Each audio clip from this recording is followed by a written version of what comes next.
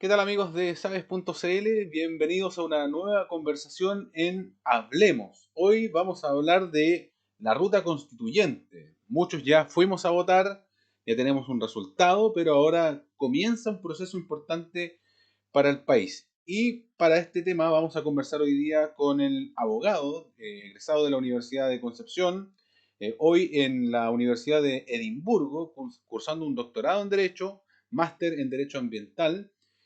Pedro Cisternas, él es penquista, está estudiando afuera, pero con él vamos a conversar sobre este proceso. ¿Cómo estás, Pedro? Gusto saludarte, bienvenido a Sabes.cl.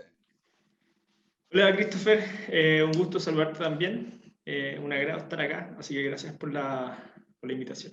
Bueno, Pedro, vamos a conversar sobre, denominémoslo así, la ruta constituyente. Ya vino el proceso de haber votado una amplia mayoría, un 78% de quienes votamos, se inclinaron por la opción apruebo. Esto implica aprobar, escribir una nueva constitución, pero también eligieron el mecanismo, que es una convención constituyente. Expliquémosle un poquito a la gente hoy día, Pedro, cómo avanzará este proceso. Entendemos que ya tenemos a la vista una elección que será el 11 de abril del año 2020, donde ahora hay que elegir a quienes van a redactar la constitución. Claro, exacto. Eh, bueno, primero que todo, el proceso partió bien con una elección, con un plebiscito que tuvo una importante participación y también una clara respuesta de la ciudadanía. O sea, se dieron porcentajes de aprobación, o sea, muy altos, cercano al 80%, y también un relevante apoyo a lo que es la Convención Constitucional. Y eso ayuda a ir legitimando el proceso, porque el proceso constituyente no es una cuestión estática, es más bien una cuestión dinámica, es decir, que va evolucionando y que va un poco creciendo a medida que la ciudadanía se va haciendo parte. Entonces, el segundo paso que viene ahora, después de haber decidido tener una nueva constitución y haber decidido el órgano que la va a redactar, que va a redactar el proyecto de una nueva constitución, es elegir a quienes van a ser parte de esto. La idea de esta elección es básicamente seleccionar a quienes son los representantes que va a tener la ciudadanía a lo largo del país para debatir, opinar y finalmente decidir cuáles van a ser los contenidos de la Constitución. La elección sería en abril, es decir, en abril del próximo año, abril de 2021, la ciudadanía nuevamente va a tener que ir a votar por quienes quieran como constituyentes, como convencionales constituyentes. Esta convención se compondría de 155 personas hasta el momento. Hoy día hay un debate legislativo aún, todavía no se decide sobre los escaños reservados para pueblos indígenas y pueblos originarios. En ese sentido, Sería, Pedro, y ahí, aumentaría, ¿cierto? bueno, depende mucho de la propuesta, porque hay algunos que ahí va a depender de qué propuesta al final se acoge. Algunos son supranumerarios, es decir, se agregarían 23 escaños más, y 24, otros la última. 24. Sí. Lo otro sería, la otra propuesta es que se incluyan dentro de los 155. Bueno, pero ahí vamos a ver, lo importante es que se le dé celeridad a esa decisión, porque sería bueno que los candidatos de pueblo originario tuvieran el mismo tiempo, preparación de las campañas que los otros candidatos, y ojalá que también o sea, es muy justo hoy día, en el proceso que estamos viviendo, que se le dé una prioridad a los pueblos que habitaban nuestro territorio antes de que se constituyera nuestra república. Y si estamos vamos a armar una nueva constitución, ese privilegio tiene que existir, bueno, por la deuda histórica también que existe. Así que un poco la convención todavía no se termina de configurar, pero hacia allá camina. Ese sería el próximo paso en este proceso constituyente que evoluciona día a día. Ahora, acá en Chile, Pedro, todos los días estamos escuchando de que cierta persona o ha puesto su nombre a disposición para ser candidato a la constituyente. Hay que decir de que hay desde ya algunas reglas que se deben cumplir, como por ejemplo que la constitución va a ser paritaria y el proceso de elecciones va a tener que también ser paritario, es decir, si un partido político, en este caso, va a llevar a un hombre, tiene que llevar a una mujer también en su lista, ¿cierto? Exacto. Eso, a ver, y eso es muy importante.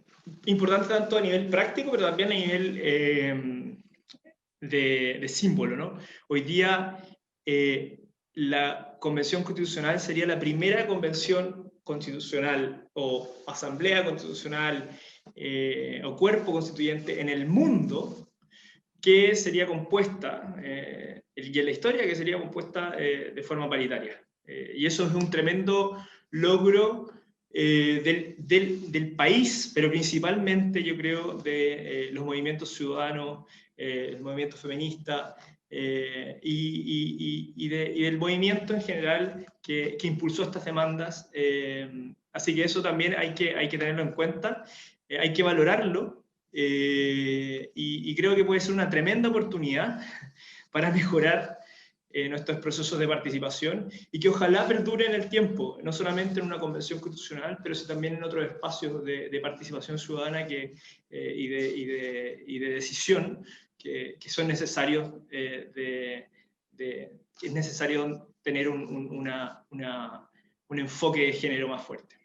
Pedro, en cuanto a fechas, el 11 de enero, acorde a nuestro calendario electoral, vence el plazo para inscribir a quienes van a estar definitivamente en la papeleta del 11 de abril. Hay que contarle a la gente además que el 11 de abril del 2021 va a tener que elegir, por lo menos acá en la región del Biobío, bueno, y en todo el país, va a tener 4 votos. Uno para concejales, uno para alcaldes, uno por primera vez para gobernadores regionales y para constituyentes. Sigue siendo un voto voluntario para esa fecha. Hay muchas dudas hoy día, Pedro, referente a la real participación de independientes en el proceso. ¿Por qué? Porque los partidos políticos acordaron un pacto en el que ellos son actores principales, pero también la ciudadanía está exigiendo y está pidiendo que se den garantías de participación independiente. ¿Cómo se puede allanar ese proceso? O sea, primero, es importante que, esto es más bien una opinión, es importante que los partidos políticos se hagan parte del proceso ciudadano. O sea, allí hay el proceso por el cual nosotros estamos hoy día decidiendo una nueva constitución, obviamente es un proceso que ha sido principalmente levantado desde la ciudadanía. Los partidos políticos son un actor y no se tienen, y aquí no se trata tampoco de demonizar a los partidos políticos y, por otro lado, santificar a los independientes. Yo creo que aquí quizás es importante generar un balance y establecer garantías de participación y de elección para aquellas personas que no militan en partidos políticos y que pueden ser tremendos convencionales constituyentes y tremendas convencionales constituyentes en el proceso que se avecina. Esas garantías tienen que ver con, primero, participación, con también, bueno, el tema de los recursos, las campañas políticas, y principalmente yo creo que tiene mucho que ver con los pactos electorales y las listas de cómo se van conformando las fuerzas políticas, porque al final, ya es lo que hemos visto en los últimos, no sé, yo creo que 20 años de elecciones en alcaldías, en municipalidades, en elecciones parlamentarias, donde es muy difícil para las personas que son independientes o que no están al alero de un partido político o de un personaje político fuerte, tener los recursos para, primero, hacer una campaña al mismo nivel que los más poderosos, partidos políticos o políticos que llevan muchos años en el poder. Y segundo, también, incentivar a la ciudadanía desde una postura un poquito más, o más desventajosa, porque nuestro sistema político no considera su actuación. Entonces, esto es una oportunidad, primero, para abrirle la puerta a los independientes para decidir, para que ellos puedan decidir y para que ellos puedan candidatearse en los mismos términos que los candidatos de partidos políticos. Entonces es una oportunidad, pero también un desafío de poder establecerlo ahora. Entonces, garantizar ese espacio, considerando el proceso que se ha vivido en Chile en el último año, creo que es clave para hacer real una convención constitucional.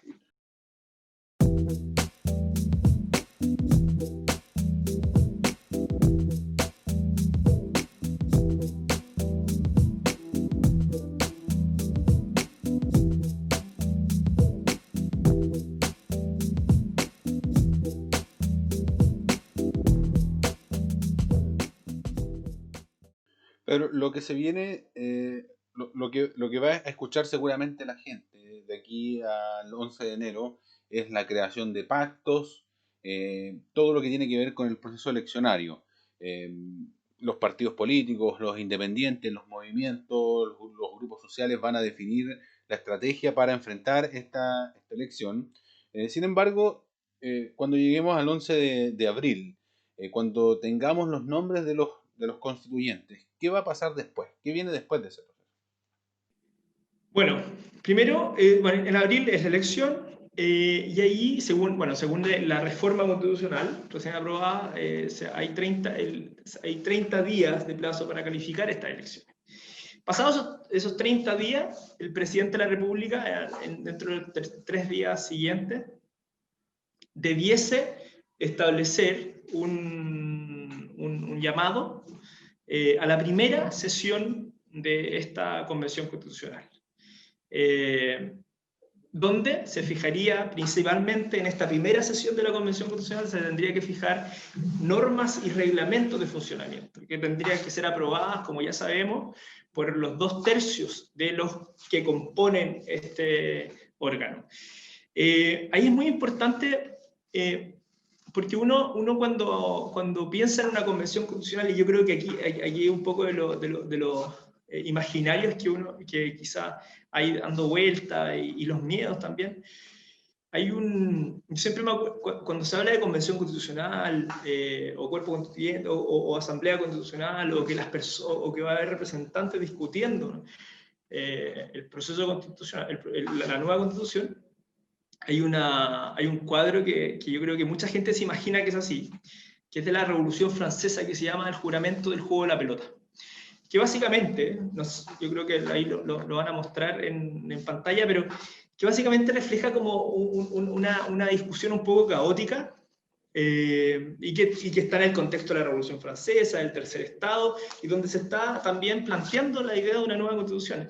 Entonces, es importante que nos saquemos ese imaginario y que pensemos que aquí ha habido un proceso y donde hay ciertas garantías, donde no todo no está todo más o menos reglamentado, donde las decisiones que va a tomar la convención tienen un quórum suficiente para que sean, que da cierta seriedad.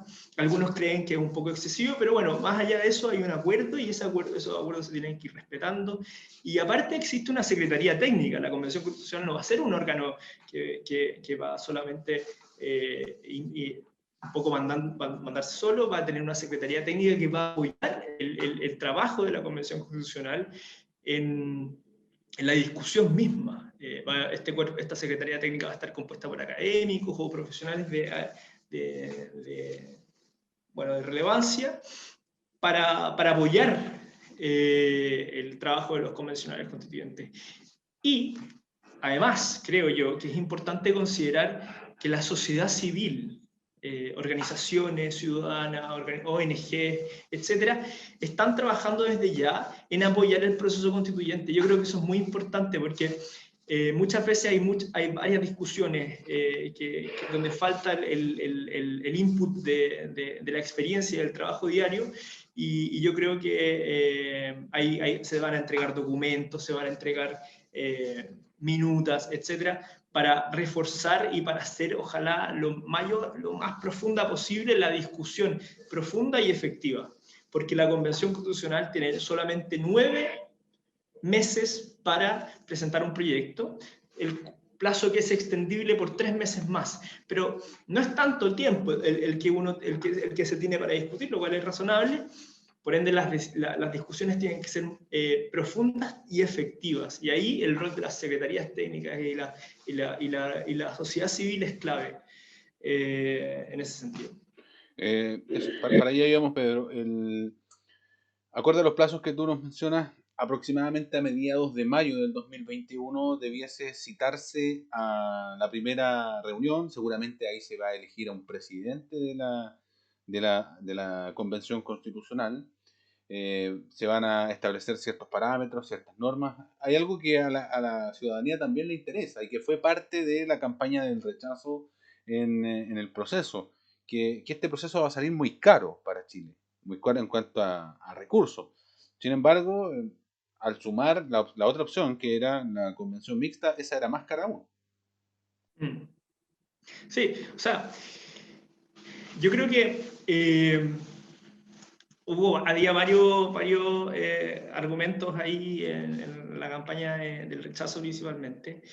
Creo que al final la ciudadanía optó por un órgano que le dio legitimidad a ese órgano, le va a dar legitimidad a ese órgano, y pensándolo muy bien, que 155 personas, o eventualmente 155 más 24 personas, estén trabajando dedicadamente y exclusivamente a redactar una nueva constitución, a escuchar, a viajar por Chile, a escuchar a las comunidades, a fijar un texto constitucional en 9 meses que represente los desafíos, que represente los posibles caminos de encuentro de Chile, es un privilegio. Es un privilegio para un país que hoy día tiene que dar un salto al desarrollo, y ese salto al desarrollo no es económico solamente, es un salto al desarrollo que tiene que ver con la inclusión, con la integración, con la participación y con la profundización de la democracia. Entonces, creo que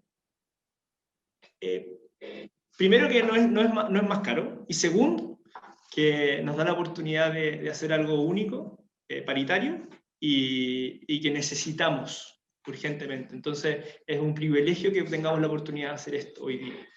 Tal vez hay muchas expectativas sobre este proceso, pero también cómo se hace para calmar a la ciudadanía. Una constitución no va a venir a solucionar los problemas de fondo que tiene Chile de manera inmediata.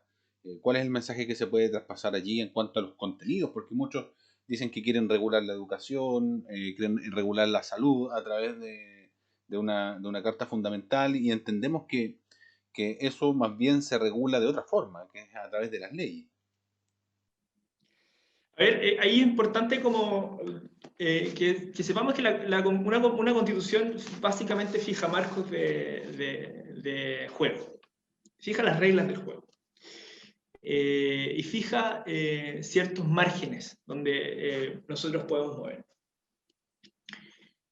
La Constitución del 80, si uno la lee, es una constitución que tiene conceptos y tiene ideas que, o sea, muchas veces yo creo que cualquier persona que la lea dice, pero ¿para qué vamos a cambiar esto? Porque en realidad las personas nacen iguales en dignidad de derecho, habla de la función social de la propiedad. Hay una serie de conceptos interesantes dentro de la Constitución. El punto es que las reglas del juego que estableció la Constitución del 80 son muy difíciles de modificar. Y le dan muy poco margen a la política, al día a día, a la regulación, como tú mencionaste. Entonces, probablemente la Constitución, la nueva Constitución, no va a, obviamente no es una varita mágica que va a solucionar todos los problemas que hoy día, porque los problemas son concretos y se solucionan no solamente con una Constitución, sino con leyes, con políticas públicas, con implementación de políticas públicas. Sin embargo, hoy día existe, con la Constitución actual, estamos restringidos un poco en la amplitud de soluciones que podemos desarrollar e implementar. Hoy día la nueva Constitución, el gran desafío que tiene, creo yo, es establecer un marco, primero, de garantías constitucionales, un marco también de toma de decisiones y un marco también de cuál es el peso que le da al juego político y a las negociaciones y a la participación de la ciudadanía en el futuro desarrollo.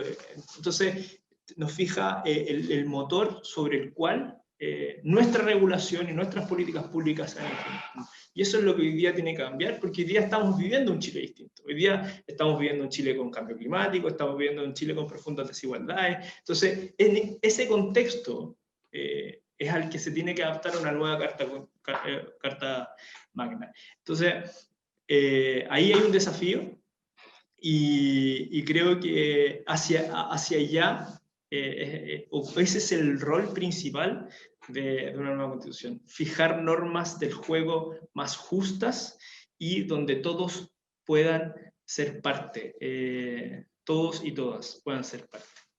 Pedro, ya para ir terminando y en honor al tiempo, entendemos que tú tienes un máster en Derecho Ambiental. Desde tu punto de vista como profesional y con la expertise que has adquirido, ¿qué temas tienen que incorporarse en esta nueva constitución que hoy día no estén contempladas? Yo creo que, bueno, una de las grandes, primero, voy a dar dos puntos que creo que son claves. Primero, una gran discusión va a ser el agua.